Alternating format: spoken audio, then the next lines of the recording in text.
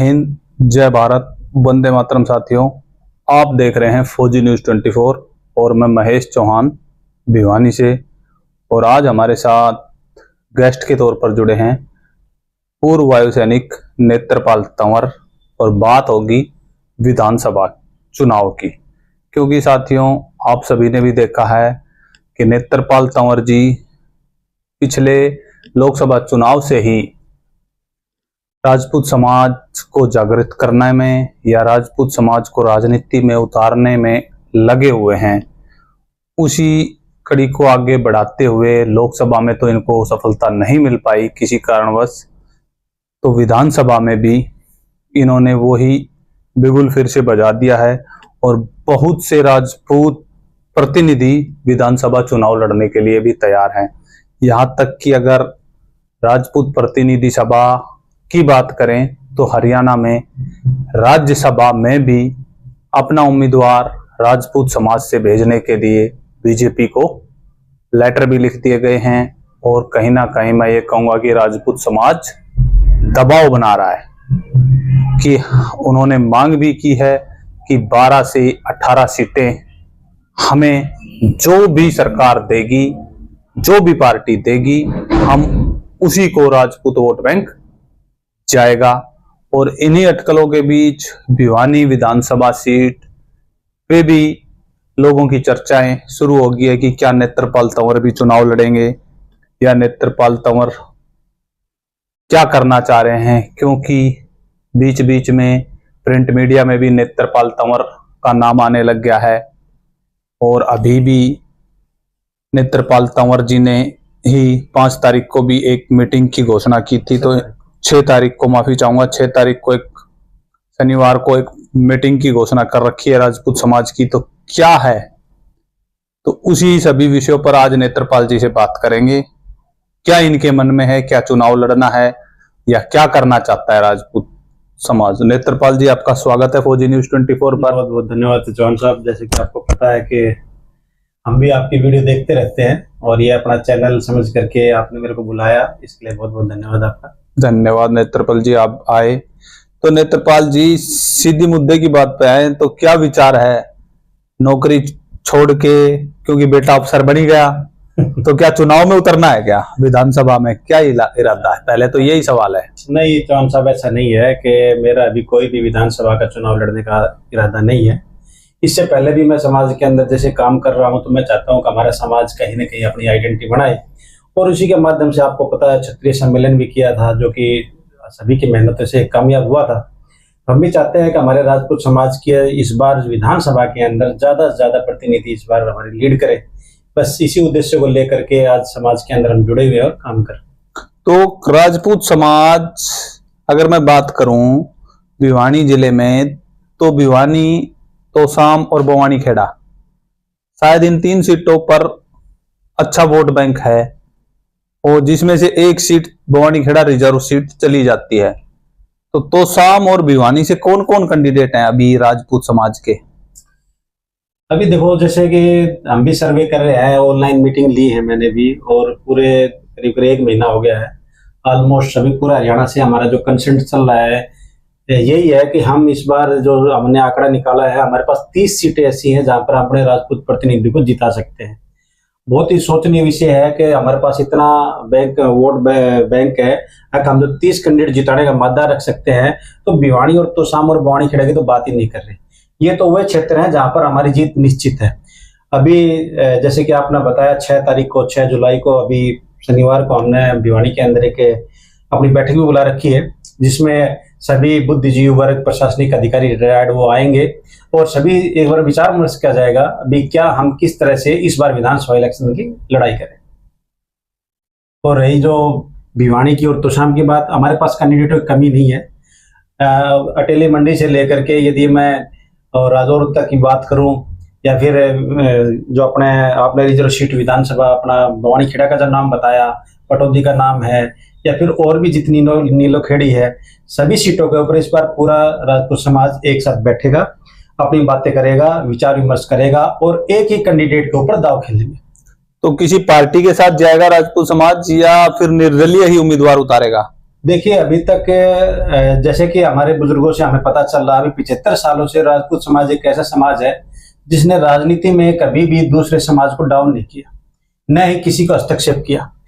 हमेशा राजपूत समाज जहां पर रोलिंग पार्टी होती थी, जहां पर उन राजपूत समाज का वोट जाता था, वहीं पर रोलिंग पार्टी होती थी। इससे पहले कांग्रेस ने राज किया तो भी वो हमारे कहीं ना कहीं राजपूतों के वोटों की वजह से किया, जिसमें चंद्रशेखर जी हमारे प्रधानमंत्री बने, वीपी सिंह जी हमारे प्रधानमंत्री बने। उसी तरह से हरियाणा की बात करें तो हरियाणा में भी राजपूत समाज जिधर जाता था वही सरकार बनती है। हम भी चाहते हैं कि हमारा जो नेतृत्व है, जो हमारे जो साथी हैं, राजनीतिक विचारधारा के साथी हैं, हम भी चाहते हैं कि उनको इस बार सम्मान की दृष्टि से देखा जाए और ज्यादा संख्या के अंदर कोई भी पार्टी हो, हम किसी पार्टी के पीछे नहीं लगे हुए हैं। काफी कुछ लोग हैं जो हमारे राजपूत वोट बैंक को एक पर्टिकुलर पार्टी से जोड़ते हैं, जो कि कथाकथित सत्य नहीं है। हमने इस बार ये साबित भी करके दिखा दिया लोकसभा के अंदर भी, हम किसी का सम्मान करते हैं तो उसकी जिम्मेवारी बनती है कि राजपूत समाज का सम्मान करें। सम्मान की लड़ाई है और हम कुछ मांग नहीं रहे, हम अपना हक के बारे में बात कर रहे हैं। तो इस बार जो विधानसभा होगा, जो चुनाव हो, हमारे हक के लिए है, किसी मांग और भीख के लिए नहीं। नहीं, जैसे आपने अभी बात करी लोकसभा की, तो लोकसभा में भी किसी पार्टी ने कोई टिकट तो दी नहीं थी और राजपूत समाज ने जो भी कैंडिडेट उतारे भी, तो उसमें से अगर मैं भिवानी महेंद्रगढ़ लोकसभा की बात करूं तो उसमें तो नोटा से भी कम वोट आए। ये देखिए, ये जो थोड़ी सी एक स्ट्रेटेजी में थोड़ा सा फेलियर नजर आ रहा है, क्योंकि शुरू में जो एक्सपेक्टेशन चल रही थी वो यही था भी 2 पार्टियां हैं, कांग्रेस और बीजेपी। हम चाहते थे हमारे को या बीजेपी या कांग्रेस में सीट दे, लेकिन हमारा दुर्भाग्य है कि दोनों पार्टियों में से किसी ने भी हमको तवज्जो नहीं दिया। और लास्ट मोमेंट के ऊपर हमने अभय चौटाला जी का धन्यवाद करना चाहेंगे, जिन्होंने शेर सिंह राणा जी की पार्टी के साथ में अपना गठबंधन कर रखा और उन्होंने भिवानी और रोहतक सीट देने की कोशिश करी, और जिसमें स्ट्रेटेजी की कमी लगा लीजिए या फिर हमारा एक कैंपेन नहीं उठ पाया, जिसकी वजह से हमारे दोनों साथियों को, राजपूत समाज के साथियों को थोड़ा सा मायूसी झेलनी पड़ी। लेकिन हाँ, हम ये साबित करना चाहते हैं कि अगली बार जब भी कभी भी इस तरह कोई फैसला होगा, बहुत ही सोच समझ करके लिया जाएगा। और जो भी तैयारी होगी, जैसे आप देख रहे हो विधानसभा भी 2.5 महीने बचे हैं, 100 दिन के आसपास है, और 100 दिन पहले ही हमने तैयारियां शुरू कर दी। तो इस बार कंटेस्टेंट हमारे जो उतरेंगे वो 100% पूरी श्योर के साथ में उतरेंगे कि ये सीट हम जीत के निकालें। नहीं, जैसे लोकसभा में सबसे बड़ा जो मुद्दा रहा था, एक मुद्दे पर सभी समाज में भी आवाज उठी थी, राजपूत समाज में भी आवाज उठी थी कि अपना झंडा अपना डंडा। क्या राजपूत समाज किसी सीट पे इतना सक्षम है कि अकेले राजपूत वोट बैंक पर विधानसभा जीत सका? देखिए चौहान साहब, आपको साफ साफ बताता हूं मैं, ऐसा आज तक इतिहास के अंदर कहीं लिखा ही नहीं है कोई भी पार्टी अपना झंडा अपना डंडा के स्लोगन के साथ में कामयाब हुई। आज जो सबसे बड़ी वरिष्ठ पार्टी है भारतीय जनता पार्टी, जो वर्ल्ड की सर्जे लार्जेस्ट है, इन्होंने भी कभी इस तरह से कोई कंसेप्ट लेके नहीं चले और न ही कांग्रेस पार्टी लेके चले। जितनी भी पार्टियां बनी, हो सकता है कोई जातिगत भाव से बनी हो, लेकिन जो हमारी जो पार्टी थी, शेर सिंह राणा जी ने बनाई हुई है राष्ट्रवादी जन लोक पार्टी, हम उनका समर्थन करते रहते हैं क्योंकि वो एक नैतिकता की बात करते हैं। लेकिन हाँ, इतना हम भी क्लियर करना चाहेंगे, हम पूरे समाज को साथ में लेकर चलने वाले हैं। अपनी पार्टी अपना झंडा अपना डंडा, जो सेंटेंस है, इनके ऊपर हम कोई भी ज्यादा विचारधारा नहीं रखते हैं और न ही समाज इसका कोई फॉलोअर है। हम ये चाहते हैं कि जो भी सर्व समाज की बात करेगा और जो सर्व समाज हमारे साथ आना चाहेगा, हम उसका समर्थन करेंगे। बिल्कुल। तो भिवानी की सीट की बात करें तो अभी तक आपके कोई नाम फाइनल हुए हैं या 6 तारीख की मीटिंग में ही सब कुछ फाइनल किया जाएगा? नहीं, बहुत खुशी की बात है। मैं अपने साथियों को बताना चाहूंगा, जहां तक भी मेरा मैसेज आए आपके चैनल के माध्यम से, भिवानी की सीट के ऊपर इस बार 100% कोशिश है कि राजपूत दावेदारी रहेगी। और हमारी तो इतनी भी आशा है कि बड़ी पार्टी जो कि नेशनल पार्टियां हैं वो खुद दाव खेलेंगी, क्योंकि अब तक हमने जो बताया ना कि हमने किसी को हराने का काम नहीं किया। हमने न तो किसी से मांगा, न किसी दूसरे समाज को डाउन किया। हम सर्व समाज को लेकर के चलने वाले हैं। ये राजपूत समाज का इतिहास ही रहा है, आजादी के बाद में कभी भी किसी को डाउन नहीं किया हमने, सभी समाज को समर्थन किया। जो भी हमारे आरक्षित सीटें हैं, 7-8 सीटें ऐसी हैं जहां पर हमारे राजपूत बहुल्य हैं, लेकिन उसके बावजूद भी हम तन मन धन से अपने एससी समाज के साथ में खड़े रहते हैं। उसी तरह से हमारे भिवानी के अंदर करीब 7-8 ऐसे हमारे लीडरशिप के युवा साथी हैं, हमारे कुछ रिटायर्ड अफसर भी हैं, जो कि कोशिश कर रहे हैं कि इस बार यदि किसी पार्टी, नेशनल पार्टी से समर्थन मिलता है तो ठीक है, नहीं तो हो सकता है काम को इंडिपेंडेंट भी लड़ना पड़े। और अगर जैसे तोसाम की बात करूं, तोसाम विधानसभा से शशि परमार जी बीजेपी के पिछले भी राजपूत समाज के उम्मीदवार रहे हैं, जो कि किसी कारणवश हार गए थे। और अब की बार शशि परमार जी को खुद डर लग रहा है क्योंकि उन्होंने खुद जब मुख्यमंत्री जी यहाँ पर आए थे कार्यक्रम में भिवानी में, तो उन्होंने मंच से ही एक बात की थी, किरण चौधरी के आने से शशि परमार जी को भी कहीं ऐसा लग रहा है कि उनकी टिकट ना कट जाए, और उन्होंने सीधे और नाम ना लेते हुए साफ शब्दों में मंच से बोला था कि मुख्यमंत्री जी नयों के चक्कर में पुराने को मत भूल जाना। अगर बीजेपी ने तोसाम से टिकट नहीं दी तो तोसाम पे क्या रणनीति रहेगी? देखिए जी, ऐसा है कि हमारे शशि परमार जी पूर्व विधायक है मुंडाल से, सभी को पता है, और वो अपना बहुत दमखम रखते हैं। पिछले बार आपने देखा तो शाम की सीट वो बस कुछ मार्जिन से अपने नुकसान से थोड़ा हार गए, अदरवाइज वो जीत निश्चित थी। और अभी ये राजनीति के अंदर आपको पता है, आज कोई इधर जा रहा है कोई उधर जा रहा है, अभी तो बिसात काफी बिछेंगी। अभी खुद जो कांग्रेस छोड़कर बीजेपी मारे हैं, जब उनको पता चलेगा कि उनका नंबर ही नहीं है कहीं दूर दूर तक, तब वो भी सदमा खाएंगे। तो हम राजपूत समाज इस बार पूरी तरह से तल्लीनता से कोशिश कर रहा है। हम किसी पार्टी से बंद करके वोटदारी नहीं करेंगे इस बार। हम चाहेंगे सर्व समाज खुल करके बात करे। हम जो हमारे जो कैंडिडेट उतरेंगे वो सर्व समाज से हामी भरवा के ही कैंडिडेट उतरेंगे।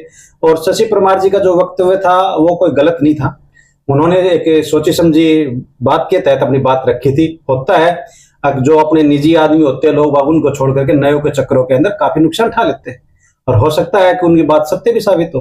तो इन्होंने अपना आशय ये था भी हम पुराने साथी हैं बीजेपी के, आप चाहो तो हमको दोबारा मौका दे सकते हैं। लेकिन स्पष्ट शब्द यही है, अगर राजपूत समाज इस बार पार्टी से बंद करना होगा, अपनी शक्ति का प्रदर्शन करेगा और विधानसभा के अंदर ज्यादा से ज्यादा सीटें या प्रतिनिधित्व राजपूत लेगा। बिल्कुल। अब अंत में एक सवाल ले लेते हैं, काफी समाज में भी चर्चाएं हैं और बाजार में भी चर्चाएं हैं कि भाई राजपूत प्रतिनिधि सभा ने जब इकलौता एकमात्र राजपूत चेहरा नेता भिवानी में आया तो प्रतिनिधि सभा ने कोई कार्यक्रम नहीं, राजपूत धर्मशाला में कोई कार्यक्रम नहीं, राजपूत समाज का कोई इकट्ठा कोई कार्यक्रम नहीं। हाँ, हालांकि बहुत से कार्यक्रम खेल मंत्री के स्वागत के लिए किए गए, जैसे देवसर में भी किया गया, मोनू देवसर ने अपने कार्यालय में किया, उसके बाद संजय देवसर सरपंच ने अपने गांव में किया, और भी कई जगह कार्यक्रम हुए। सूर्या जी ने जो वार्ड नंबर 1 से पार्षद हैं उन्होंने किया, भवानी प्रताप जी ने किया। लेकिन प्रतिनिधि सभाएं या प्रतिनिधि सभा जब जातिगत नेता आता है शहर में तो उसके लिए कोई कार्यक्रम नहीं बना पा रहे, और बाद में प्रतिनिधि सभाएं, जितनी भी प्रतिनिधि सभाएं हैं समाज की, वो एकदम से बोलती हैं कि हम ये मांग करते हैं, हम वो मांग करते हैं। क्या उनकी मांगे पार्टियां नजरअंदाज नहीं करेंगी? क्योंकि विधानसभा में भी मांग की थी जोर शोर से कि हमें इतनी सीट नहीं दी तो हम ये करेंगे, हम वो करेंगे, हम बीजेपी की सरकार को गिरा देंगे। लेकिन सारे खिलाफत के बावजूद भी, अगर भिवानी में अंदरगढ़ से बात करूं तो भी बीजेपी का कैंडिडेट जीता और केंद्र में भी बीजेपी की सरकार है। देखिए क्या होता है चौहान साहब, आपको पता है जब भी कोई मंत्री बन जाता है, जो कोई सीएम बन जाता है, तो वो किसी एक जाति का नहीं होता है। संजय सिंह जी, आप मानते हैं कि भाई हमारे राजपूत समाज से बिलोंग करते हैं, खेल मंत्री है, वन मंत्री हैं, वो आए हैं। जिन लोगों ने भी उनका स्वागत किया है वो सभी एक ये कह सकते हैं कि संवैधानिक पदों पे बैठे हुए, और कोई भी संवैधानिक पद पे बैठा हुआ शख्सियत जैसे सरपंच साहब है या फिर कोई बीडीसी है या फिर जिला पार्षद है, कोई किसी भी मंत्री को बुला सकते हैं। देखिए इसमें मैं अपनी स्पष्टता ये सब बताने की कोशिश करूंगा कि संजय सिंह जी हमारे राजपूत समाज के चहेते युवा साथी भी हैं और बहुत ही बढ़िया काम भी कर रहे हैं। लेकिन उन्होंने जिस तरह से संवैधानिक पद की इज्जत और गरिमा बनाए रखी है, मेरी कोशिश यही रहेगी कि यदि सभी मंत्री और जो भी संवैधानिक पदों पर बैठे हैं, यदि वो भी इसी तरह गरिमा बनाए रखे हैं तो सर्व समाज का भला हो सकता है। नहीं तो एक जाति से बंद करके कोई भी मंत्री न तो अपनी सरकार के प्रति उत्तरदायी होता है और न ही समाज के प्रति होता है। मैं तो संजय सिंह अपने जो वन मंत्री है, मैं उनका निजी तौर से समर्थन करूंगा। बिल्कुल बिल्कुल। तो 6 तारीख की जो मीटिंग है उसके विषय में क्या कहना चाहेंगे और क्या राजपूत समाज से अपील करना चाहेंगे अंत में? 6 तारीख की जो मीटिंग है, जैसे कि हमने लोकसभा चुनाव से पहले भी एक बार 2 बार मीटिंग की थी, उसके बाद में एक पूरे हरियाणा के अंदर मीटिंगें जारी कर दी थी, तो हमारी नाराजगी थी बीजेपी से खुल करके, इसमें कोई हमने छुपाने वाली बात नहीं। और उसका नतीजा बीजेपी ने खुद भी देख लिया है, उसके हाथ से 5 सीटें निकल गई। आज जो लोकसभा महेंद्रगढ़ और भिवानी की जो बात कर रहे हैं उसमें हमारे आदरणीय चौधरी धर्मवीर सिंह जी जीत गए, लेकिन धर्मवीर सिंह जी को भी पता है इस बात का, जिस मार्जिन के ऊपर वो चलते थे, शायद उनके वक्तव्य अभी मैं 2.5 लाख लेकर भिवानी से निकलता हूँ, लेकिन उनका वक्तव्य शायद इस बार उल्टा पड़ गया। और उन्होंने, आपने देखा हो कुछ दिन पहले उन्होंने कुछ स्टेटमेंट दी है अब वो आगे से चुनाव नहीं लड़ेंगे। ये क्या दिखाता है मैं नहीं समझ पा रहा हूँ उनको, क्योंकि वो राजनीति के बहुत बड़े माहिर खिलाड़ी है, और यदि उन्होंने इस शब्दों का यूज किया तो कहीं ना कहीं इसका गुड मीनिंग निकल के आएगा। और हम तो चाहते हैं कि जैसे कि मैंने आपको बताया, राजपूत समाज ने कभी किसी को गिराने का काम नहीं किया, हमने हमेशा समर्थन का काम किया। बीजेपी अच्छी तरह से जानती है, यदि 10 साल यदि बीजेपी ने राज किया है तो राजपूतों के दम पर किया। हमारी भी यही डिमांड होती, पिछली बार जब जो वोट शेयरिंग, टिकट शेयरिंग हो रही थी, तो उस टाइम हमें पता है कि हमारे से वो सीट नहीं दी जा रही थी, और कई जगह हमने विरोध किया, मतलब समाज ने विरोध किया। उसके बाद में प्रेशर में आकर के हमारे शशि परमार जी को तोशाम की सीट दी गई। हम चाहते थे भिवानी की सीट मिलनी चाहिए थी, लेकिन उनको तोशाम भेज दिया। हमें इसमें कोई गिला नहीं, शशि परमार जी बहुत ही बढ़िया इलेक्शन लड़े, वो किसी कारणवश कुछ वोटों मार्जिन से हार गए, इस बात का सभी को दुख है। लेकिन हमारी कोशिश ये रहेगी कि राजपूत समाज इस बार इकट्ठा बैठेगा। पहली मीटिंग 6 तारीख को है, इसके बाद में मीटिंग का दौर स्टार्ट हो जाएगा, और हमारे नॉर्थ जोन के साथी भी हमारे साथ टच में है, वो भी अपनी मीटिंगें कर रहे हैं, गांव-गांव पंचायतें भी की जाएंगी। हमारा श्रेय ये है कि वार्ड तक हम पहुंचे, घर तक हम पहुंचे, और इस बार राजपूत समाज को हम ज्यादा से ज्यादा संख्या में, हमने टारगेट रखा 30 सीटें ऐसी हैं जहां पर हम जीत करके अपने साथियों को भेज सकते हैं। उसके लिए हमने सर्व समाज से भी अपील करनी है और अपने साथियों को भी खड़ा करना है, और हम चाहते हैं मजबूत साथी हमारे बीच में आए, वो राजपूत समाज से हो, किसी भी पार्टी से हो। हम किसी पार्टी से कोई नाराजगी नहीं है, न तो हम बीजेपी के पक्षधर हैं और न ही हम कांग्रेस के नाराजगी पे हैं। हम चाहते हैं हमारे राजपूत समाज की प्रतिनिधित्व मिले, और इस बार विधानसभा के अंदर ज्यादा से ज्यादा संख्या में राजपूत समाज पहुंचे, चाहे वो इंडिपेंडेंट पहुंचे, चाहे कांग्रेस के माध्यम से, आम आदमी पार्टी से, बीजेपी से पहुंचे। लेकिन हमारा टारगेट ये है, हम यहाँ पर एक बात और क्लियर कर देना चाहता हूँ, मैं यहाँ पर जातिवाद की बात बिल्कुल नहीं करूंगा। लोगों को लगता होगा मेरी बातों से जैसे मैं अपनी जातिवाद की बात कर रहा हूं, लेकिन नहीं। जिस तरह से बीजेपी को पता है अगर भाई हमारी 12 से 13% संख्या बढ़ती है, तो हमारे भी वोट शेयर 12-13% है हरियाणा के अंदर, तो सीट का वेरिएशन भी उसी तरह मिलना चाहिए। जब रेशियो के अंदर हर जाति का एक समीकरण बनता है, तो हमारा भी बनना चाहिए। यही बातें हम कांग्रेस से कहना चाहते हैं। कांग्रेस जी, उदयभान जी से हम भी निवेदन करना चाहेंगे, यदि आपकी वीडियो के माध्यम से कहीं भी कोई मैसेज आता है, तो हम चाहेंगे कि उदयभान जो प्रदेश अध्यक्ष हैं हरियाणा के, वो खुद आकर के इसको इनिशिएटिव ले और ये समझे अगर राजपूत समाज की नाराजगी जो है उसको दूर करे, ताकि हम किसी भी सीट को, न तो अभी मैं आपको क्लियर कर दे रहा हूं, न तो हम बीजेपी के साथ है, न हम कांग्रेस के साथ है, और न हम बीजेपी के एंटी है और न ही हम कांग्रेस के एंटी है। राजपूत समाज इंडिपेंडेंट है और समय आने के ऊपर अपनी शक्ति दिखाएगा कि हम किधर जाएंगे। बिल्कुल बिल्कुल, धन्यवाद नेत्रपाल जी। तो साथियों, आपने देखा कि विधानसभा में, पिछली विधानसभा में राजपूत का एक विधायक था, जबकि अब राजपूत प्रतिनिधि सभा और राजपूतों के संगठन और नेत्रपाल जी खुद कह रहे हैं, बाकी भी मीटिंगें करके एक की संख्या को बढ़ाकर सीधा 30 तक ले जाना चाहते हैं। क्योंकि आपने देखा कि ये खुद बोल रहे हैं कि नैनपाल सिंह रावत दो थे, जिसमें से एक मंत्री थे, उस 2 को बढ़ाकर 30 पे ले जाना चाहते हैं कि भाई 30 विधानसभा पर राजपूत कैंडिडेट विजयी हों। तो ये आगे देखने की बात है कि कितने राजपूत चेहरे भिवानी से चुनाव में आते हैं। और नेत्रपाल जी, कुछ साथियों के जो मैसेज आए थे उन पे मैं यही कहूंगा कि सीधे तौर पर नेत्रपाल जी ने मना कर दिया है कि उनका अभी राजनीति से कोई लेना देना नहीं है, भविष्य में किसी को नहीं पता क्या होगा। तो इसी के साथ वीडियो को यहीं तक रखेंगे। नेत्रपाल जी, आपका बहुत बहुत धन्यवाद, आपने फौजी न्यूज 24 को समय दिया। साथियों, जितने भी साथी देखते हैं, कृपया अपना अपना कमेंट अवश्य दें, और 6 तारीख की मीटिंग में राजपूत समाज ज्यादा से ज्यादा संख्या में राजपूत धर्मशाला में शाम को 5 बजे अवश्य पहुंचे। राजपूतों के ग्रुपों में भी ये वायरल हो रहा है, और आप सभी से इस वीडियो के माध्यम से भी विनती की जाती है कि ज्यादा से ज्यादा संख्या में राजपूत धर्मशाला, भिवानी, अग्रसेन चौक, रोहतक गेट पे अवश्य पहुंचे और अपने समाज की आवाज को बुलंद करें। इसी के साथ जय हिंद, जय भारत, वंदे मातरम साथियों।